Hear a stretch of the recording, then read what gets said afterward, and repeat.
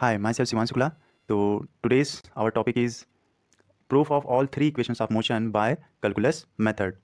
So we will start from first equation of motion, that is v equal to u plus at, where v is the final velocity, u is the initial velocity, t is the time, a is the constant acceleration of the body. ठीक है, चलिए इसका derivation देखते हैं by the calculus method. तो derivation के लिए पहले हम लेट कर लेते हैं. Let a body is moving with initial velocity u, let after time t its velocity becomes v, और आखिरी में लेट करेंगे let during this motion acceleration produce in the body v a. Okay, तो proof से पहले आप 3-4 फार्मूले सीख जाइए. 3-4 फार्मूले पहले सीखना होगा आपको. तो पहला फार्मूला है कि integration of dx equal to x होता है, और दूसरा फार्मूला है इंटीग्रेशन ऑफ कोई भी कांस्टेंट नंबर, मान लीजिए यहाँ पे 3 ले रहे हैं, 3dx, तो इसका इंटीग्रेशन आएगा 3 पहले बाहर निकल जाएगा, integration of dx equal to dx का इंटीग्रेशन x आया था तो 3x हो गया. अगर यहाँ पे कोई कांस्टेंट है मल्टीप्लिकेशन में तो ये इंटीग्रेशन के बाहर निकल जाता है. ये 2 फार्मूले हो गए. और तीसरे फार्मूले के लिए हम चलते हैं आगे. तीसरा फार्मूला याद करने लायक है एक्सेलरेशन. वी नो डैट, अब यहीं से हम स्टार्ट करते हैं. We know that we know that acceleration equal to dv by dt. ये एक्सेलरेशन का फार्मूला होता है, इसे आप लर्न कर लीजिए प्रूव करने के लिए. dv by dt. अब क्रॉस मल्टीप्लिकेशन करेंगे तो हमारा आ जाएगा dv equal to a dt. dv equal to a dt. ठीक, इक्वेशन 1 बन गया. ओके, सब सही है. अब ये इक्वेशन बन गया. चलिए नेक्स्ट स्लाइड पे चलते हैं. अब when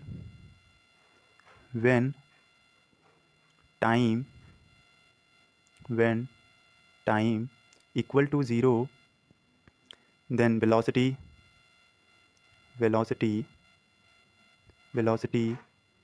equal to u. ये इनिशियल वेलोसिटी है. when time equal to t, then velocity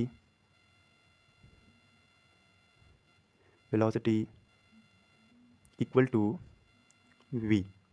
okay, ये हमने स्टार्टिंग में लेट किया हुआ है तो वहीं से आया है. ठीक, चलिए नेक्स्ट स्लाइड पे चलते हैं. On integrating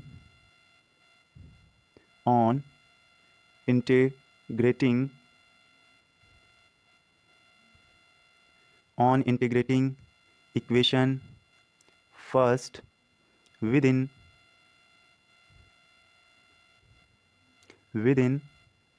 the above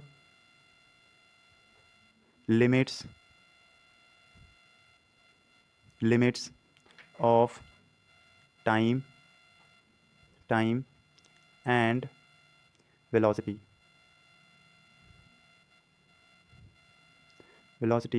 We get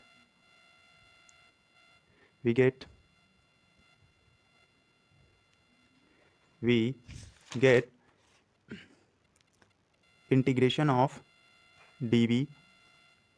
इसका लिमिट है u से v तक, लिमिट ऐसे लिखते हैं, equal to integration of a dt.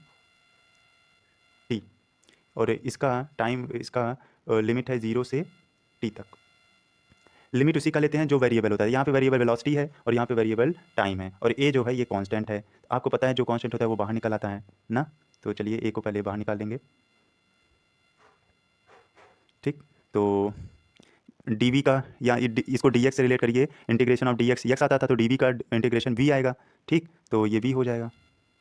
Limit कहाँ से कहाँ तक है, u से v तक, इक्वल टू एक्सेलरेशन बाहर निकल आया, एक्सेलरेशन ऐसे बाहर निकाल दिए, बचा क्या, इंटीग्रेशन ऑफ डी टी का भी इंटीग्रेशन आ जाएगा टी, तो टी आ गया। टी का लिमिट है 0 से टी तक। ओके, सब कैसे सही है? ओके, चलिए नेक्स्ट स्लाइड पे चलते हैं। तो हमारा रिज़ल्ट आया था v, और एक सेकेंड, हमारा रिज़ल्ट आया था v, इसका लिमिट था u से v तक, और आया था a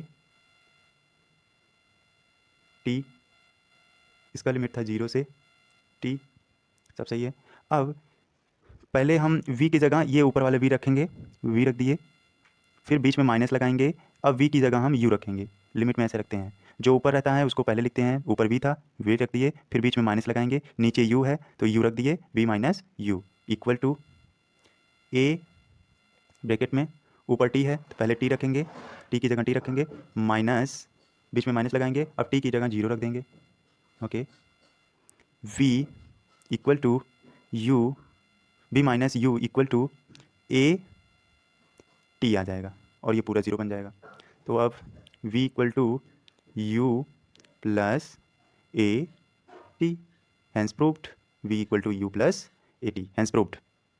Now we prove second equation of motion, that is s equal to ut plus half at square, where s is the displacement traveled in time t, u is the initial velocity, t is the time, a is the constant acceleration of the body.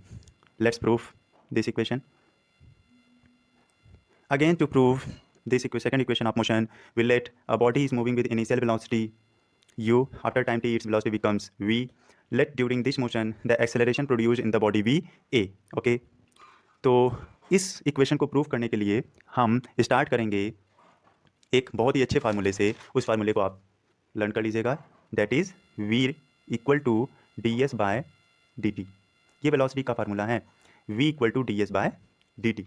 Okay, अब v equal to d s by d t था, तो उसको v equal to d s by d t on cross multiplying we get d s equal to v d t. Okay, एकदम सही, we d T मिल जाएगा। अब v की value first equation से हम पुट कर देंगे, d s equal to v की वैल्यू आई थी u plus a t d t. Okay, ये इक्वेशन बन गया सेकेंड। ओके, चलिए नेक्स्ट स्लाइड पे चलते हैं। ओके, अब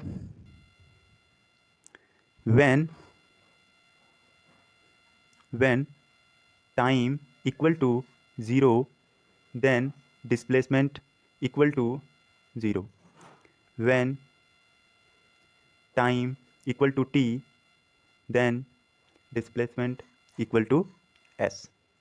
Okay, on integrating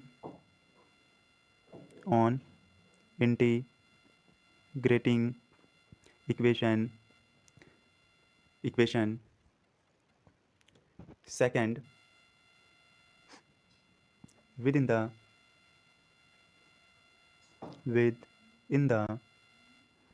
limits within the above limits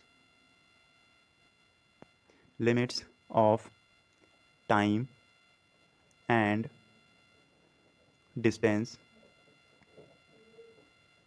we get। अब चलिए इंटीग्रेट कर देते हैं इक्वेशन सेकंड को आराम से। चलिए, तो इक्वेशन सेकंड हमारा आया था d s equal to u plus a t d t ना, ये आया था।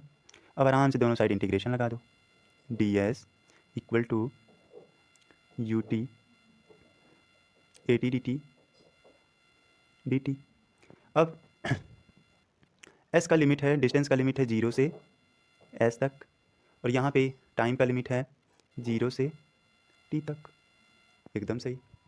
ओके, सब कुछ सही चल रहा है, तो ठीक है। अब इसका डी एस का इंटीग्रेशन करेंगे तो ऐसे ही आएगा फार्मूले के हिसाब से, फार्मूला आप लर्न कर लीजिएगा। हाँ, तो 0 से s तक लिमिट है इक्वल टू, अब यहाँ पे बीच में प्लस है तो अब दोनों को अलग अलग इंटीग्रेट कर लेंगे। Integration of U T d T 0 से t तक, प्लस बीच में प्लस था, integration of A t d T 0 से टी तक। ओके, नेक्स्ट स्लाइड पे चलते हैं। एकदम सही, एकदम सही चल रहा है। तो लेफ्ट हैंड साइड आया था यस, लिमिट थी 0 से एस तक इक्वल टू, अब इधर आ जाएगा यू टी डी टी था तो यू बाहर निकल जाएगा, यू बाहर निकल जाएगा। Okay, integration of D T और लिमिट है 0 से टी तक, प्लस एक्सेलरेशन यहाँ पे बाहर निकल जाएगा, integration of t d T 0 से एस तक। ठीक है, एकदम सही। अब यहाँ पे आपको एक फार्मूला हम बता देते हैं, वो फार्मूला है, फार्मूला आप लर्न कर लीजिए। अगर एक फार्मूला आपको बताना भूल गए थे, integration of x d x equal to x square by 2 आएगा। तो यही यहाँ पे पुट करेंगे तो आ जाएगा टी स्क्वायर बाय 2। ओके, सही है ना? ये फार्मूला आप याद कर लीजिएगा वेरी अच्छे से। ओके, चलिए अब एस, इसका लिमिट रख दीजिए। पहले एस की जगह यस रखेंगे, यस, फिर ये माइनस लगाएंगे, फिर यस की जगह 0 रखेंगे तो s minus 0 equal to t d t का इंटीग्रेशन डी एक्स से रिलेट करिए। Integration of d x x आता था तो integration of t d t t आएगा, यू ऐसे ही रहेगा, टी आ गया, लिमिट है 0 से टी, प्लस एक्सेलरेशन ऐसे बाहर निकल जाएगा। और अभी आपको फार्मूला बताया कि integration of x d x equal to x square by 2 आता है, तो टी डी टी का इंटीग्रेशन आएगा टी स्क्वायर बाय 2, और लिमिट कहाँ से कहाँ तक, 0 से टी तक। एकदम सही। अब इसको माइनस यहाँ लेफ्ट हैंड साइड यस आ जाएगा इक्वल टू, अब यू टी की जगह पहले टी रखेंगे, ऊपर वाला है लिमिट, अब लिमिट ये ऊपर वाला लिमिट पर टी रखें, माइनस 0 लगाएंगे, प्लस एक्सेलरेशन ए, फिर ब्रैकेट में टी स्क्वायर की जगह टी स्क्वायर रख दिए, सॉरी यार,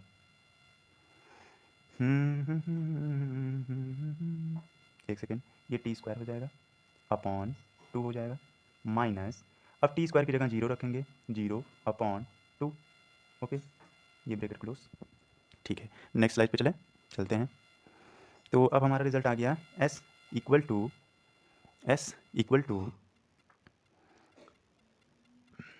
U T,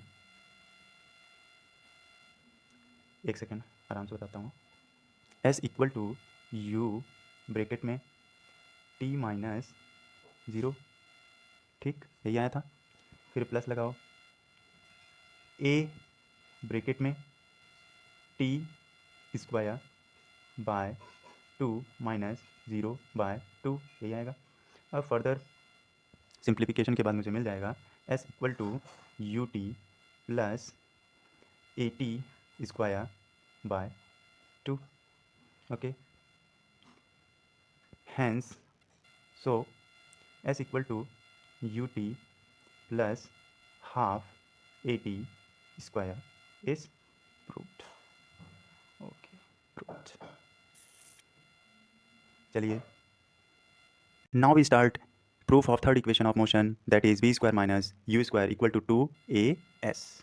This is also written as v square equal to u square plus 2as, where v is the final velocity, u is the initial velocity, a is the constant acceleration of the body, s is the displacement traveled in time t. Okay, चलिए next slide पे चलते हैं। फिर से वही derivation of third equation of motion, let the body is moving with initial velocity u, after time t its velocity becomes v, let during this motion acceleration produced in the body v a. Okay, अब third equation of motion में आप देखेंगे कि उसमें t नहीं है, तो आप एक्सेलरेशन का फार्मूला जानते ही हैं, acceleration equal to d v by d t. ठीक, एकदम सही। चलिए, acceleration equal to d v by d t. अब हमें टी हटाना है, तो टी हटाने के लिए हम क्या करेंगे, ऊपर नीचे हम डी एस से मल्टीप्लाई कर देंगे, आराम से कर सकते हैं, कोई दिक्कत नहीं है, क्योंकि ये और ये कैंसिल आउट बन होकर के 1 ही बना देगा, तो बात वही है, ऊपर नीचे मल्टीप्लाई कर सकते हैं, कर दिए आराम से। अब देखिए कि ये और ये d s by d t velocity का फार्मूला है, तो acceleration equal to d v by d s into d s by d t लिख सकते हैं हम। ठीक है, नेक्स्ट स्लाइड पे चलते हैं। तो acceleration equal to dv by ds और ds बाय dt बन जाएगा वेलोसिटी। एकदम सही, एकदम सही है कि नहीं। क्रॉस मल्टीप्लिकेशन कर दीजिए, तो क्रॉस मल्टीप्लिकेशन करने के बाद हमें मिलेगा a d s equal to v d v. Okay, ये इक्वेशन थर्ड होगी। ओके, अब when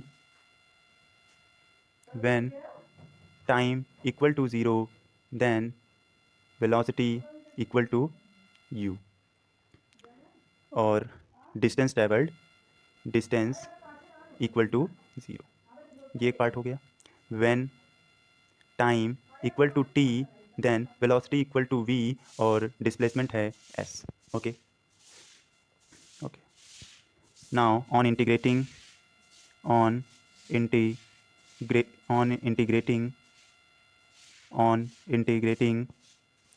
equation third within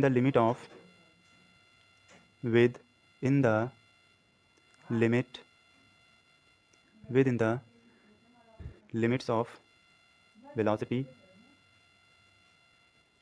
velocity and distance। okay, we get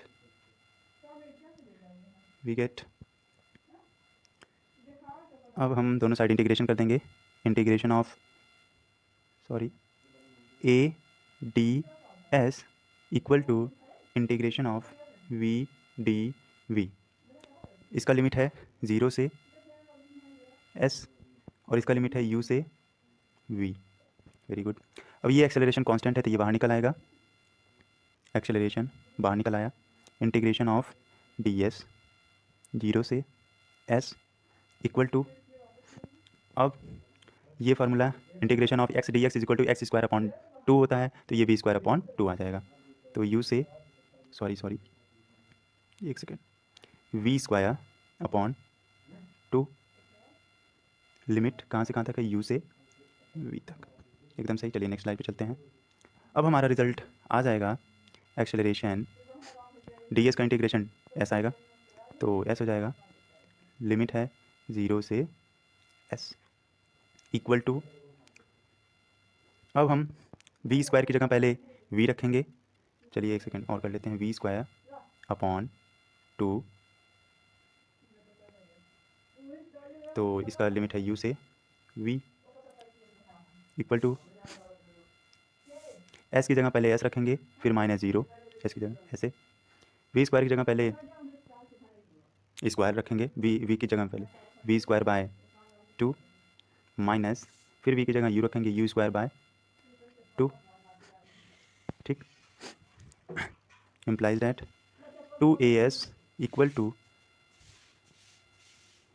ये 2 LCM बन जाएगा। एक second, as equal to v square minus u square by 2। Next slide पे चलते हैं। हमारा रिजल्ट आया था as equal to v square minus u square by 2। अब ये 2 क्रॉस मल्टीप्लिकेशन कर देंगे तो आ जाएगा 2as equal to v square minus u square. It is also written as v square minus u square equal to 2as। Hence proved. Smile करते रहिए, पढ़ते रहिए। जहाँ कन्फ्यूजन हो कमेंट में ज़रूर लिखिएगा। वीडियो अच्छा लगा हो तो subscribe, like and share your friend. Thank you. हंसते रहिए। Thank you.